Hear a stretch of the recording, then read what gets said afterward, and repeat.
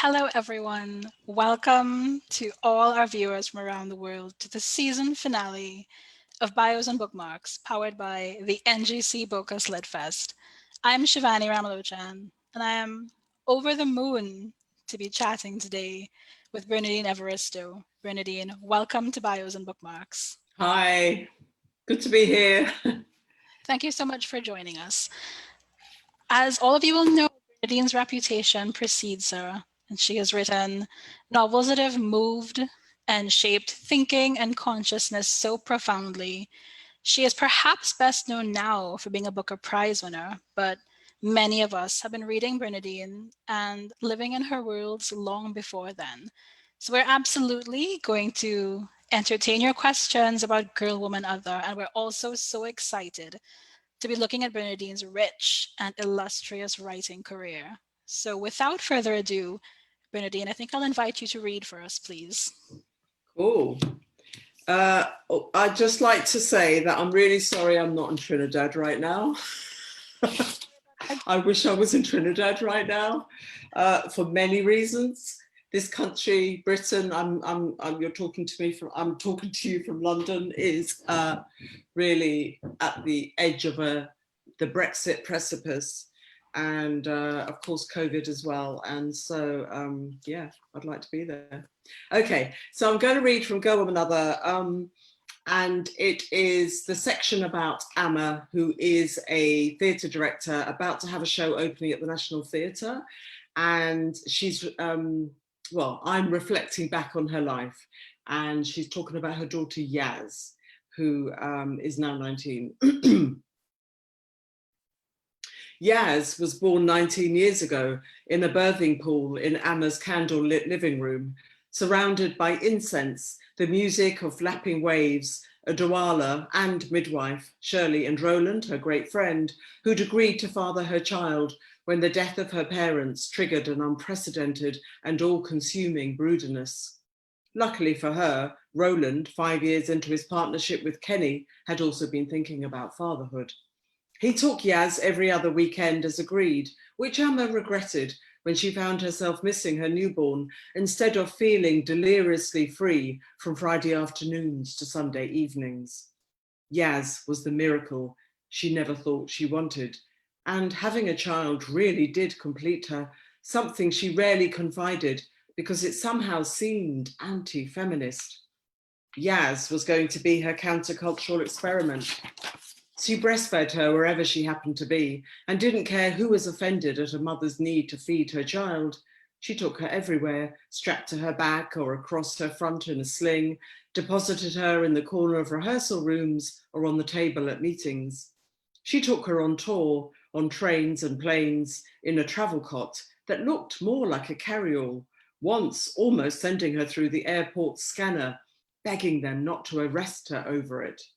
She created the position of 7 godmothers and 2 godfathers to ensure there be a supply of babysitters for when her child was no longer quite so compliant and portable. Yaz was allowed to wear exactly what she liked, so long as she wasn't endangering herself or her health. She wanted her to be self-expressed before they tried to crush her child's free spirit through the oppressive regimentation of the education system.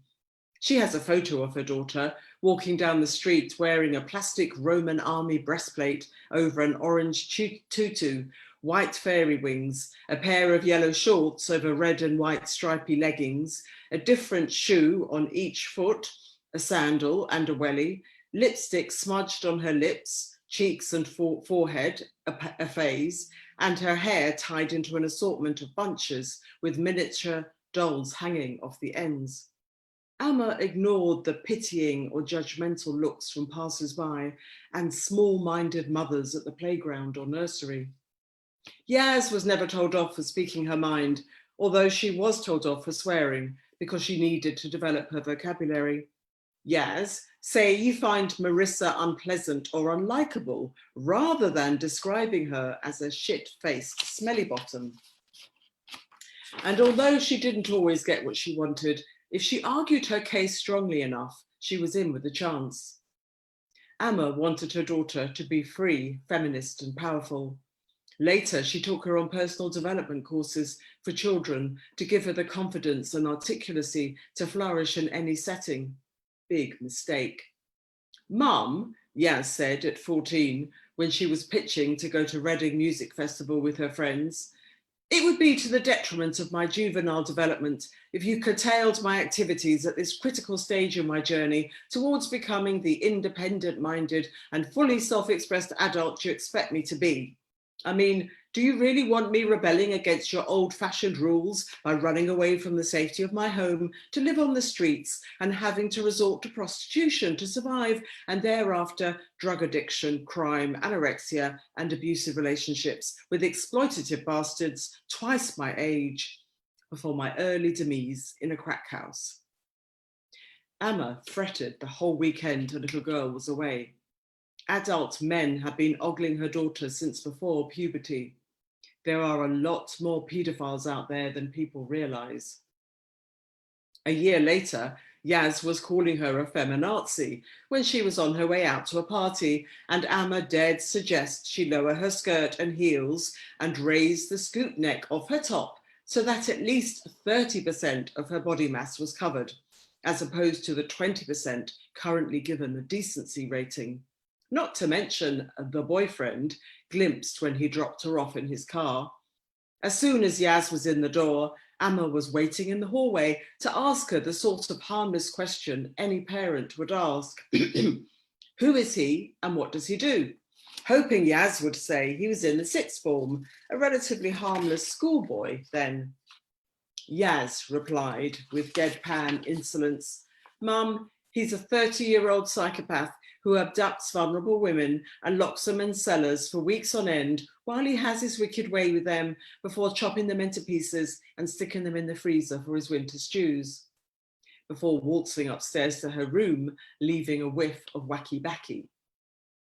Nor is the child she raised to be a feminist, calling herself one lately. Feminism is so herd-like, Yaz told her. To be honest, even being a woman is passé these days. We had a non-binary activist at uni called Morgan Malenga who opened my eyes. I reckon we're all going to be non-binary in the future, neither male nor female, which are gendered performances anyway, which means your women's politics, mumsy, will become redundant. And by the way, I'm humanitarian, which is on a much higher plane than feminism. Do you even know what that is? Amma misses her daughter now she's away at university, not the spiteful snake that slithers out of her tongue to hurt her mother, because in Yaz's world, young people are the only ones with feelings. But she misses the Yaz who stomps about the place, who rushes in as if a hurricane's just blown her into a room. Where's my bag, phone, bus pass, books, ticket, head? The familiar background sounds when she's around, the click of the bathroom door when she's in it, even though it's just the two of them in the house, a habit begun at puberty, which Amma finds affronting. The exactly 10 crunches of the peppermill over the canned tomato or mushroom soup that she prefers to Amma's lovely homemade ones. The murmur of music and radio chatter coming from her bedroom in the morning. The sight of her daughter curled up on the sofa under a duvet in the living room on Saturdays, watching television until she's ready to go out at midnight. Amma can just about remember that she too used to go out late and return home on the morning bus. The house breathes differently when Yaz isn't there, waiting for her to return and create some noise and chaos. She hopes she comes home after university.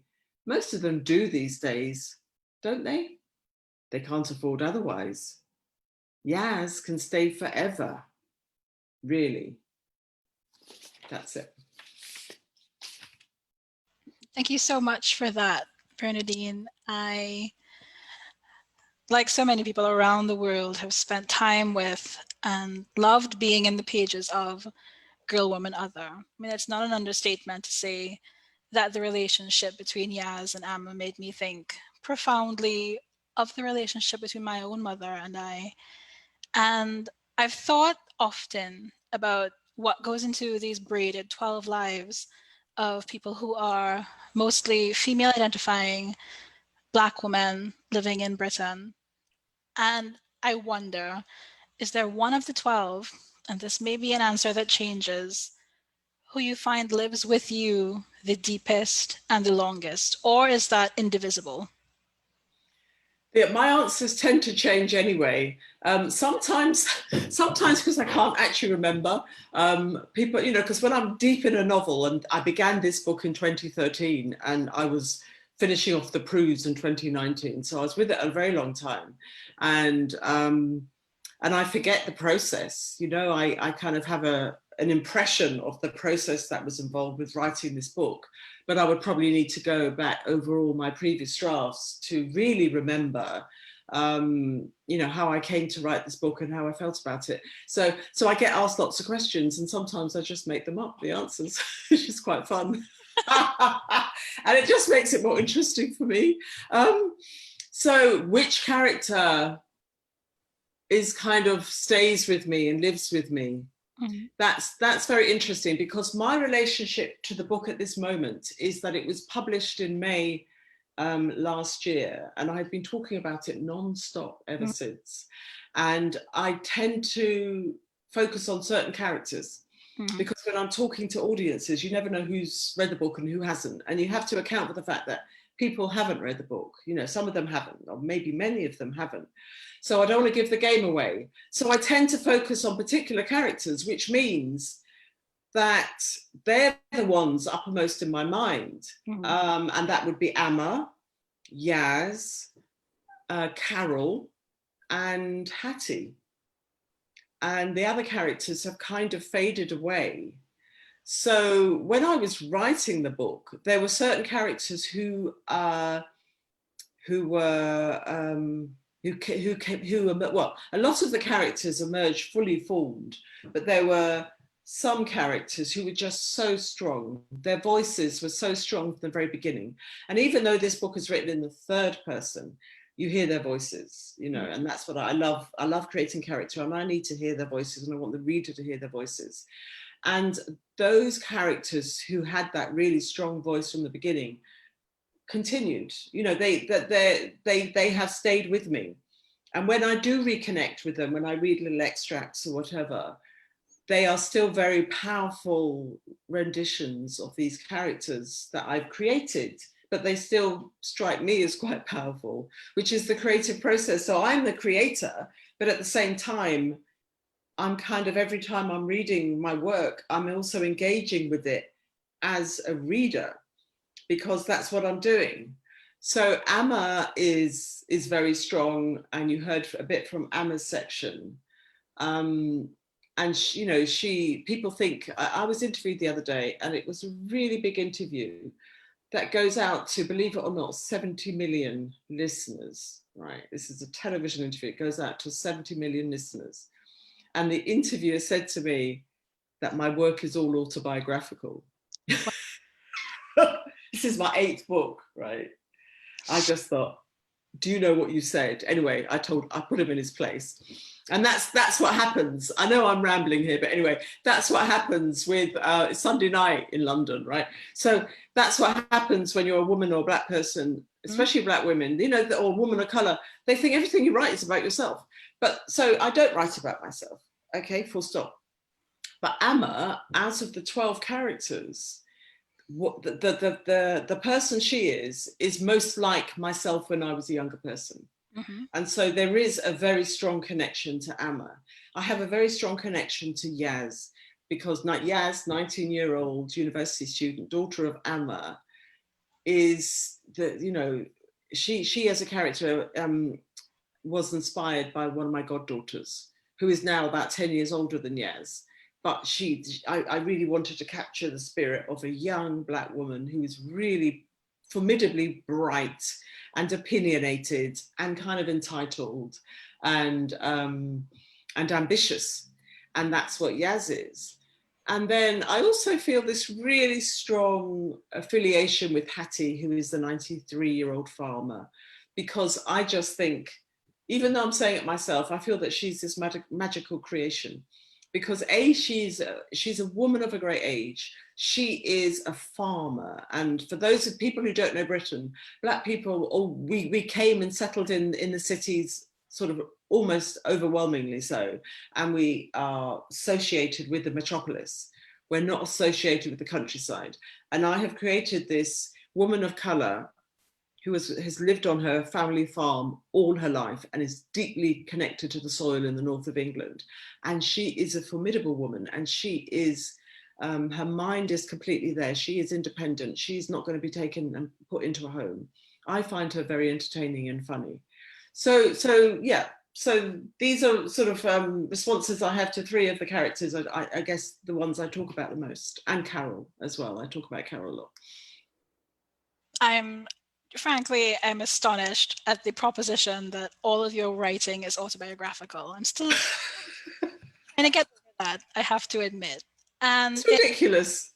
It is certainly that. And it feels that is quite the opposite of what, even if one has only encountered Girl, Woman, Other, what that book is doing. I mean, there is such a multiplicity of lives and of experiences. And at every level in the prose, there's this attempt to show the variable and varying nature of Black British womanhood, which I think you work so sensitively, yes, but also generously. There's a way in which there are experiences that you are writing that no one could mistake for being autobiographical. And they exist alongside the experiences of other Black female characters with as much. Sorry, I need to compose myself. I'm getting quite annoyed. But I mean, okay, so to me, it seemed really evident that one of the premises of Girl, Woman, Other was not to say, listen, everyone should think that the lives of Black British women and non-binary people are important. It was showing that they are. So there was no asking a permission. And like, these are the ways in which these lives matter and are important. And so it struck me that maybe one of the best types of research that could be done for a book like this is just to examine the ever-changing face of Britain, particularly as it's lived through the lives of its Black and non-binary people. And so I'm really curious about what kind of observing of people you did. It's the observation has been lifelong, I would say. And as a writer of fiction, you put into your work your understanding of human behavior and human character and human psychology. And that's what I love about creating fiction, creating characters, because that's what I do. I bring these people who are not myself to life. And with Girl, Woman, Other, I did little pockets of research, but I'm glad you didn't say research, you said observation, because it is like I have spent my life around Black women. I have. So I grew up in a very white part of London, but I had three sisters, right? My mother's white, my father's Nigerian. So I grew up with three Black sisters or mixed race sisters. And then from the age of 19, when I went to drama school, and there were 5 of us Black women at drama school, I definitely developed a very Black identity, which I kind of had a mixed identity, and I still have that, but I'm also very Black identified. And that was in 1979. And many of my strongest friendships have been with Black women and women of colour, actually. And that's for the last 40 odd years. And I'm very much somebody involved in the arts world in the UK. So I know that some people have very quiet lives and probably don't meet a lot of people outside of work and family. And there's sort of regular social life, but I meet a lot of people all the time in this country, but all abroad. And a lot of Black women who are not my personal friends or associates have come into my life of every generation, also through teaching at Brunel University London, which is where we met, wasn't it? Because Daljit Nagra brought you into my office about a year and a half ago, I think. Yeah. And there are lots of students of colour there as well. And so all of that feeds into my creativity. And so this is a book about Black British womanhood primarily. And we have to say primarily, because as you say, there's a non-binary character. And it's the result of a lifetime, because I'm 61, a lifetime of being around Black women and women of colour, and friendships, talking, observing, being around older generation mothers and grandmothers. And yeah, so when Black women say to me, and women of colour, that they feel seen by this book, which is something that I've heard a lot since the book was published, that they feel seen by it. What they're saying is that they may not actually relate to any individual character. They may not think, well, yeah, Carol, that's my story. Emma, that's my story. Shirley, that's my story.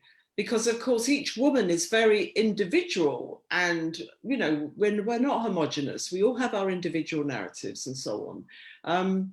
But bubbling away within that text is Black British womanhood, and it's somebody who spent her whole life around Black British women. And so when they say they feel seen, all the things that I've put in there, from all the different perspectives and the different characters and the different experiences, is all as a result of the life that I've lived, you know, and what I've seen and what I understand and what I know is important, what I know we observe. For example, as a character, Yaz, and Yaz usually gets a lot of attention from young men, and she is walking through Brixton with her white friend from college called Courtney.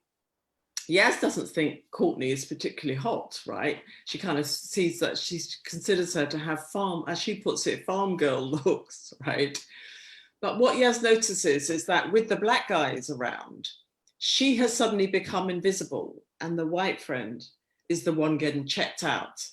And yeah, Yaz is thinking, well, hang on, Courtney's not even that hot, right? But she is seen as Black man friendly because she's hanging out with a Black woman.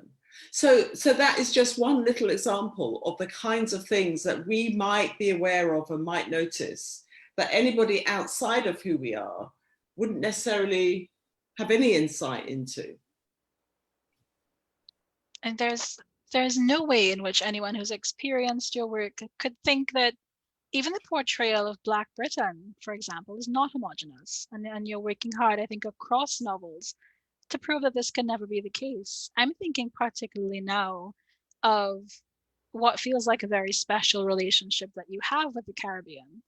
You could say that Mr. Loverman is a novel that really epitomizes this, and I can tell you that, which you'll probably already know, that Mr. Loverman is such a beloved book in Caribbean space. I've never met a single person for whom the experience of that book was an outsider writing about us. So there's this marriage of the things that are unique and specific to Black British identity that are also very Caribbean. I mean, how? Can I just respond to that? That's very interesting to me, because I have assumed all along, and that book was published in 2013, that there are people out there who think I probably shouldn't have written it. And I haven't come across them, but I've assumed that there are some negative vibes around it. I have not, honestly, in front of you and the world of Bios, I can say I haven't met a single one, which is not be out there, but I'd be intrigued by what they could possibly have to say. And I mean, it is a delightful book about a person whose life, whose romantic secrets, whose being in the world feel completely real and lived. And I really wanted to know how important it felt for you, for Barrington to be a Caribbean man, a Caribbean British man. It's very strange, because these kind of creative decisions, sometimes they're not even taken, right, with me. It's almost like it just happens. Yeah. And I did ask myself at one point, like, I'm half Nigerian. Mm. So like, why didn't I write about a Nigerian 74-year-old gay guy? Why didn't I? Why did that not come into my mind? And so I'll tell you how that book started. Mm. I've been obviously, very interested in the representation of Black British experiences in British literature. That's something I've been involved in and talking about and so on for a very, very long time. And I was very aware that homosexuality was just not there in literature. It just wasn't featured. And that was a travesty and a tragedy, and why not? And I can analyze why not, actually. But anyway, it really wasn't there. And actually, I did my PhD at Goldsmiths, and the creative text was Mr. Loverman. So I then did a lot of research into Windrush generation novels. Mm-hmm. And I came across Andrew Sorkie's Escape to an Autumn Pavement, which actually has this very quiet homosexual undercurrent, but it is a real undercurrent. When was it published? In the 50s, I think. And of course it had to be, because it was illegal then, but it's there, just almost intangible, but it is there. But I didn't come across, I don't think I came across anything else. I just thought, okay, so the portrayal of that Windrush generation, about whom we hear so much, is completely heteronormative. And of course that's bullshit, because that's not the reality, it's not the truth. Is it? Of course it's not. So so this is a bit of a long answer, right? But I was mentoring 3 fiction writers for the Arvin Foundation, who set up these creative writing residential courses, happened throughout the year. And they had this scheme, and they had 3 mentors and 9 aspiring writers who were mentored by us. And I was the fiction mentor. There was a poet mentor, and then there was Rebecca Lenkovich, who's a playwright, and she was mentoring 3 playwrights. Now, I don't actually attend any workshops. And as a writer, I came through just doing it, reading from childhood and just doing it. And the only class I ever took was one that I set up myself, something called Afro Style School, which I set up when I was running Spread the Word Literature Development Agency. And I'd met Kwame Dawes, brought him in, and he came for 2 or 3 workshops to run something that I called Afro Style School. And so that was the only workshop experience I had. But as part of this Arvin mentoring scheme, we were invited to one of the Arvin buildings for a week, and to get to know our students and to mentor them and so on. But each morning, one of us led a masterclass, and we were asked to take part in the masterclass. So I found myself in the position of being a student with the others, the playwright and the poet. And Rebecca's workshop, which she had a really unusual approach to writing for theatre, writing scripts. She had a table full of lots of old passport photographs. God knows where she got them from, but they were old. They were like from the 50s or 60s. And there's a big table full of them. And she said, I want you to pick one. Mm-hmm. And I picked one, and it was this woman with a beehive. Mm-hmm. And I sat down and I looked at it, I said, no, that's not right. And I went back and I found this passport photograph of this, he looked to me like an Afro-Caribbean man wearing a kind of jaunty trilby with a big overcoat, and he looked like somebody from the 50s. And I was like, okay, and I still got that, that passport photo. And so then she said, what I want you to do is to imagine your character is standing in front of a full-length mirror, and they're taking their clothes off. And I want you to write a monologue in the voice of this photograph stroke character, them taking their clothes off. I was like, oh, this is fun. So it's so unusual, right? So I start writing this man's voice, and Barrington emerged fully formed. Can you believe it? And he was called, I think he was called Barrington, and Morris, his lover, was called Cedric. And I changed it to Morris because Cedric, I didn't like the name Cedric. So I, you know, and I only wrote a couple of pages, handwriting. He emerged and he was gay, and he was talking about his lover Cedric as he was taking his clothes off and admiring his physique at the age of 74. So I was really excited by what I'd written. And it's just so interesting that I was taken completely away from my usual creative practice in a workshop, somebody else teaching me. And so I was so excited. I went home and I'd been working on a novel for 3 years, and it was really dead in the water, but I wasn't admitting it. And I knew it wasn't coming to life. And I had this piece of writing, and I thought, I'm going to write some more. And I did, and I did, and I did. And the novel was the end result, which, you know, went through various drafts and so on. And initially it was only in Barrington's voice. And the voice, I heard it as Antiguan, because one of my great friends is Antiguan, and she's a Londoner, but when she is, you know, emotional, you know, going through whatever, angry, she will slip into patois. And I've heard that now for 40 years, right? So it just felt natural to write his, you know, with a subtle inflection of Antiguan. And of course I had to get all of that checked and so on.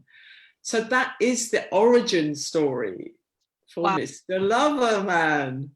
Now fix that tale to every offering, because it's a book that I end up giving / loaning quite a bit. I want to tell that story now to everyone who picks it up. It's truly, I mean, I think what expressed is how naturally and fully formed a thing can come and present itself to you, for you to write about it. No one but you could have written that book. No one. No. And also the kind of freedom I have as a writer, because we have all these issues around cultural appropriation, which drive me nuts, to be honest, because I think we have to be free as writers. And I have written all kinds of stories, all different characters, different perspectives, and I'm a risk taker as well as a writer. That's in me. And so so the character came to me and I pushed it, you know, whereas somebody else might have thought, oh, I can't write this, I'm not entitled to write this, oh, I'm going to turn it into a woman or whatever, or the character's going to be straight. Whereas I love it. I love it when I know I'm venturing into dangerous territory. And by dangerous, I mean it's risky, hasn't been, you know, perhaps hasn't been done before. I don't want to make an assumption that nobody's written about gay Caribbean people, because I know they have. But this particular British story, a man of his age, that was really important, that he wouldn't be a young, hip dude, you know, floating around Soho at the age of 25. This is somebody who is 74 and has kept it secret for actually 60 years. I mean, that is such exciting material to work with. We don't get more subversive or thrilling than that at all. And I think you've answered a question that someone in our audience wanted to know about the origins of Jedediah and of Morris. I feel like that origin story is going to stick with them and with me for a long time. And I mean, the chestnut about appropriation is that we're told you can and should write about anything that you want to, but that it must be good. And of course, the standards for good are variable. And then I think that's exactly what the book is accomplishing. There's a person you might not otherwise think of whose interior world is mesmerizing. It's, thank you, by the way. But it's, where does it come from? I think it's experience as a writer. It's that, you know, I began writing for theatre and my work is very performative, you know, and I realised it more and more as I've been talking this year, how, you know, my characters are, you know, I have to inhabit my characters, or they have to inhabit me, and I have to feel them. I really have to feel them. The main characters, the protagonists, for them to excite me. I can't write characters from whom I'm emotionally distanced. Yeah. And I know there are lots of writers who do that. They don't necessarily feel emotionally attached to their characters. Well, I do. you know, Girl, Woman, Other, every single one of them. When I'm writing them, I'm deep inside them and I'm really emotionally attached. And Barrington, you know, the whole novel was just going to be his originally. Unfortunately, Carmel was not going to have her say in that book. And that's also interesting. That's interesting because I am a feminist, right? So here I am writing this book about this man who is kind of like borderline misogynist, saying, you know, possibly he's old school, he's an unreconstructed male in many ways, and that's the way it should be, because I can't impose my feminist politics on somebody like Barrington, right? But it was only when my publisher said to me, well, you know, we love the book, we love his voice, but Carmel, you've got to give her, you know, we've got to see Carmel, we've got to hear Carmel's side of the story, right? And then I thought, well, how am I going to do that? Because Barrington is never going to allow that to happen. It's in his voice. We're never going to see Carmel for who she really is if it's just Barrington's voice. It's just not going to happen. And so that's when I got the idea of giving Carmel her own sections. And people love that. You know, they love the fact that she has her own sections. And it also then became a more experimental book. And the fact is, when I finished that book initially, I did think it was fine as it was. I thought, yeah, this is it. It's complete. This is the character.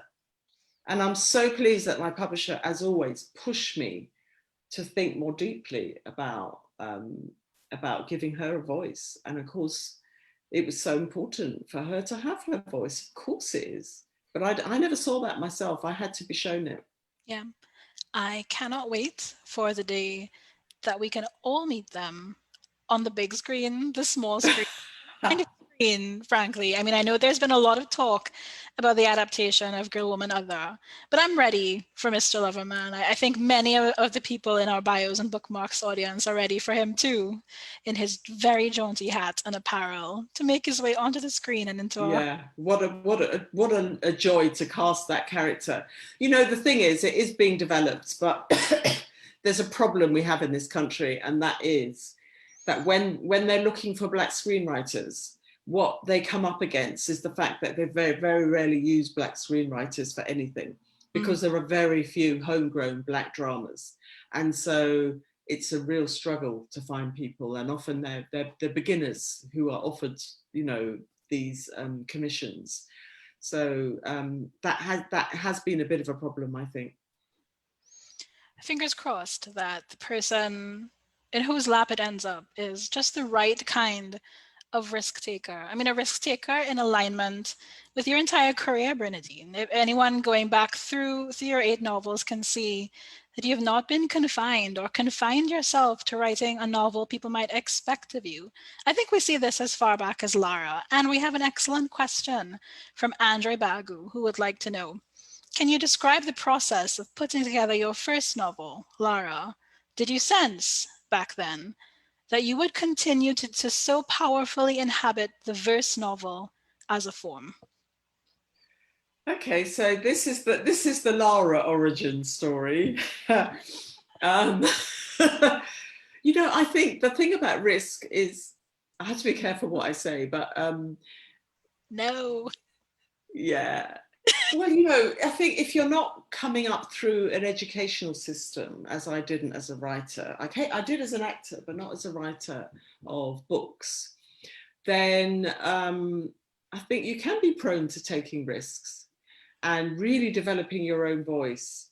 And there's something about this kind of teaching environment sometimes where everything is done, you know, what you produce needs to reach consensus within the workshop group. And people can be very risk averse.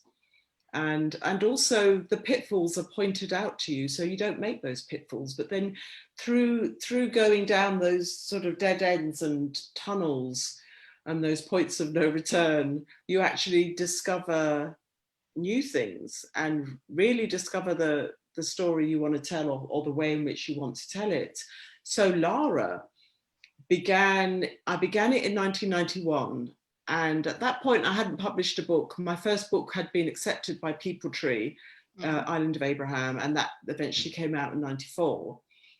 And was writing Lara. I wanted to write a prose novel. I had no intention of writing a verse novel. So I spent 3 years working on Lara as a prose novel. And my background with prose is that I hadn't really written any since I left school when I was 18 after my A levels. I just hadn't written any prose. I didn't really need to write, I didn't really need to, I didn't write academic essays even when I was at drama school, because drama schools in those days were not academic institutions. You trained to act. And I was writing scripts, but I wasn't writing prose. And then throughout the whole of my 20s, I was writing theatre and poetry and verse drama, no prose. So I got it into my head, I want to write a novel because this is how I can have a career as a writer. And so the 3 years I spent on the novel were about me trying to find out how to write a novel and not having a clue about story structure, not a clue. If I'd have gone to a course, I would have been guided and so on, but I didn't. I was just on my own in my flat in Southeast London, just struggling, not part of any literary community at all, trying to find a way into this novel, which was going to be about my parents' marriage, Nigerian English in the 1950s. That's all the book was going to be about. And I did produce 200 pages. But my language was really boring and dull, and the story was not taut and tight and suspenseful. And I didn't actually show, I think I might have shown a bit to my mum, but I just didn't show it to anybody. So it's like 3 years in this attic flat, trying to be a writer and just kind of knowing it wasn't really working. So this is the Arvin Foundation again, right? I went on a course at the Arvin Foundation. Like I said, I didn't do courses. So it was a black course, and I didn't want to go to the course, but I wanted to go on a retreat. So I signed up for the course knowing I was not going to attend the course. I was just going to have the accommodation. And I was just going to spend a week away. They could do their tuition and I was just going to get on with my writing. And that's what I did, right? But I did go to one class, and it was a poetry class. And I found myself writing a poem about Elmina Castle, which is the old slave fort in Ghana. And I'd been there, and it's anybody who goes there, it's unforgettable because they lock you in the dungeons where the slaves were kept, Africans were kept before they were taken to the New World, and it's terrible. And I wrote this long poem over 4 pages about it, and I absolutely loved it, and it reconnected me to my love of language and poetry. And of course I hadn't written any poetry. I spent 3 years writing this really boring novel, flat language, not a single image in it, God's sake, and I returned home and I thought, oh, I'm going to turn the novel into poetry. And that's what I did. And I spent 2 years, and I had this form, which is kind of syllabic, if anything. And I wanted it to be so that every page was almost independent of the others while also being part of the whole story. And it grew, and I focused on my parents' marriage to begin with, but then it went, way into my family history in Nigeria and in Brazil, and then eventually, because I republished it with new material. I don't know if people know that, but it was originally published in '97, and then it was republished with new material, going into my Irish and German ancestry in 2009. But originally I didn't have the Irish and German stuff going on because I was just interested in the Black story, really, to be honest. And so I built it up with all these kind of different areas of my family history, 150 years ago in Brazil, or, my father in Nigeria in the 1920s and 30s and so on. And I saw it as a long poem. Yeah. And then I sold it to the tiniest publisher in the world. I knew nothing about the industry. Even though I'd just been published, by the time it was published in '97, I was published by People Tree in '94. I still didn't know anything about the poetry, the publishing industry. So I did sell it to the tiny, well, I didn't sell it, they didn't pay me. I didn't got nothing for it, right? So that's another story. But you know, I didn't know what I was doing. But anyway, and then that we agreed, myself and the publishing house agreed that we'd sell it as a novel in verse or a verse novel. And that's how it became a verse novel. Mm-hmm. You've got to be clever. So that's how it ended up on the fiction bookshelves in bookshops and not the poetry shelves, where you're not going to make so many sales. I think we're going to rename this episode of Bios and Bookmarks Bernadine's Origin Stories. I feel like that's the gift we're receiving right now today. Thank you. And speaking of origin stories, we chatted a little bit before we went live about the very special project of the NGC Bocas Lit Fest, the 100 Caribbean Books That Made Us, which for those of you in our audience who may not know about the campaign, the NGC Bocas Lit Fest created a list that's being whittled to 100 right now of Caribbean books that shaped our world, that meant a lot to you, whether you studied them in school or encountered them through other endeavors. And so I'm very curious. I'm sure you're all very curious about what some of those or one of those Caribbean books is for Bernadine.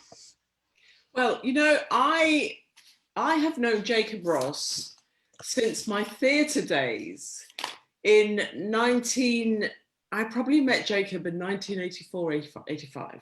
Wow. So I was running theatre company and we were sharing this huge old factory office space with screens as partitions. And Jacob was on the other side of the space that I was in. And he was running something called Black Arts in London. And he must have just come from Grenada. And so I got to know Jacob then. And actually, he was one of the first people to give me advice on my then poetry. I would show him my poems sometimes and he would give me feedback. And another person who gave me feedback in the early days when I met him was Kwame Dawes, actually. When I was writing Lara, I gave him bits of Lara to read. So I knew Jacob then, and he published Song for Simone, which was I think it was his first collection of short stories. Beautiful, absolutely beautiful short stories, absolutely love them. And then I think he published another collection of short stories. And I'm saying this because I'm a genuine fan of Jacob's writing, even though I have known him for so long. I mean, I don't see him from one decade to the next, to be honest, but I always remember him when I'm asked because he doesn't get enough attention. So this was his first novel, Pint of Bender. And beautiful novel about a boy coming of age before the Grenadian Revolution. He's blind, rural community, the most exquisite writing. He writes women so well. He's one of the few male writers anywhere who just writes the most beautiful portrayals of women. So I love this book, and I know that this book was about 10 years in the making.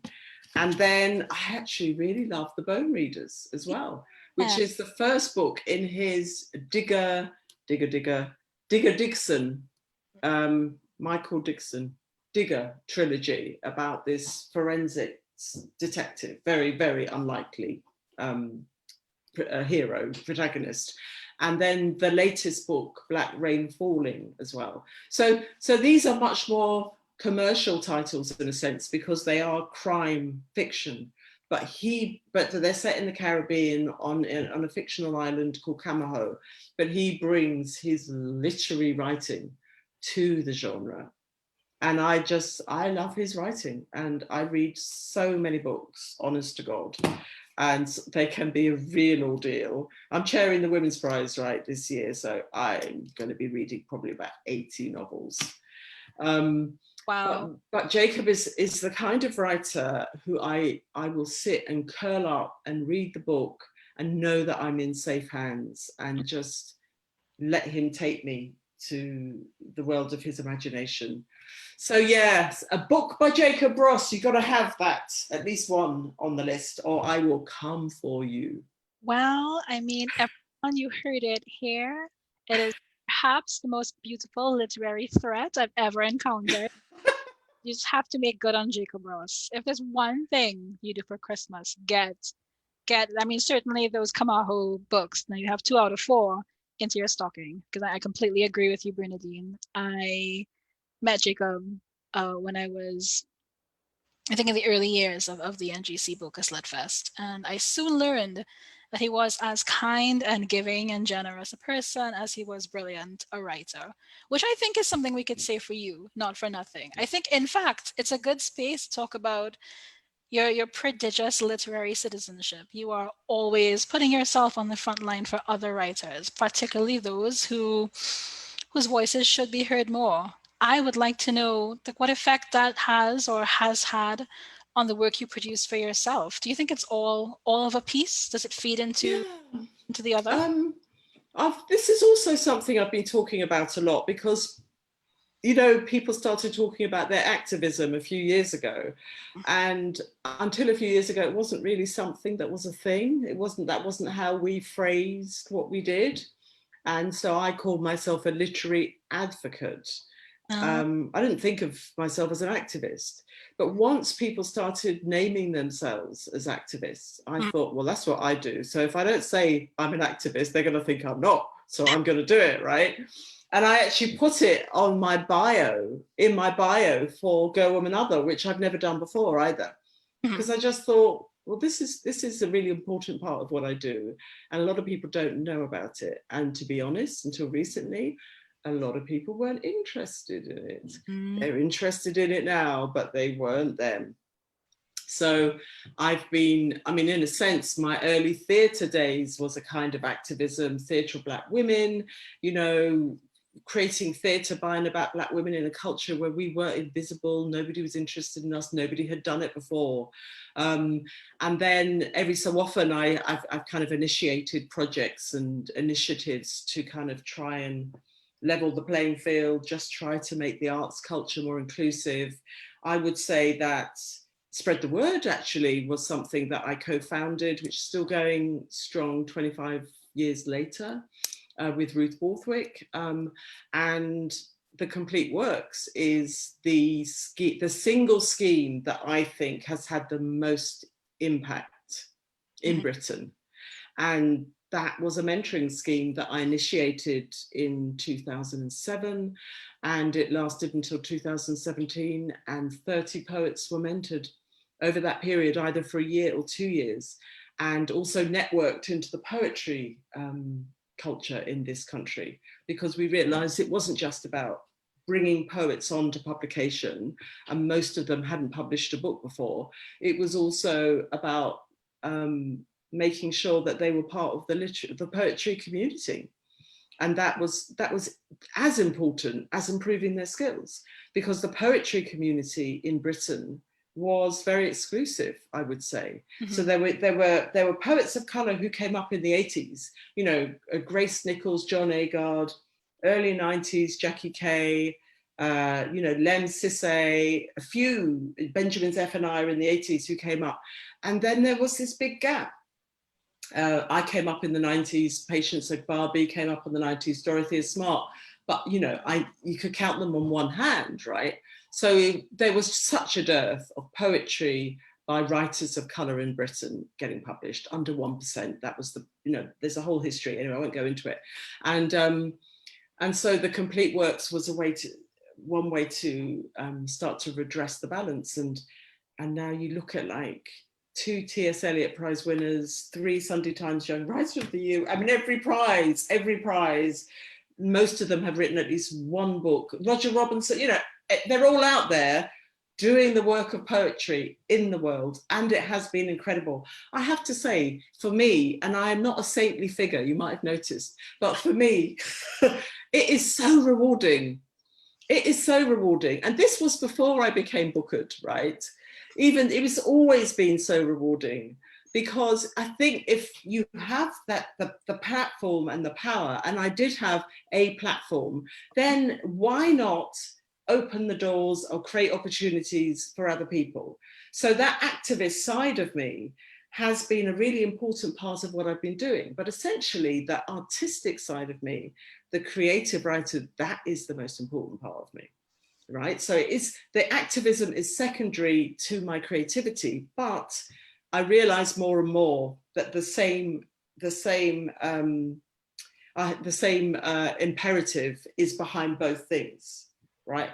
The stories I choose to tell and the kind of artistic communities that I choose to promote and support. It comes from the same position of wanting to live in a more egalitarian society. And often I'm very specifically looking at people of color. Sometimes it's Black women, sometimes it's more general. And I find it incredibly rewarding. And also it's now seen as an asset for me, as opposed to something, oh, that's her, Bendy's doing her social work again, and we're just going to ignore that for 20 years. No more ignoring it. If ever it was a thing, and people in the most prominent positions of power who've come by it very easily can no longer afford to ignore you, which I think is exquisite poetic justice, but also not why I think you've ever done anything you do. There's a way in which this generosity, literary generosity, cultural givingness extends so much from your hands into Caribbean space too. I mean, I'm thinking of the very exciting Black Britain Writing Back publishing endeavor, which CLR James incredible Minty Alley, and that being rediscovered now because of you and your efforts by a whole new generation of readers. That's wildly exciting to me.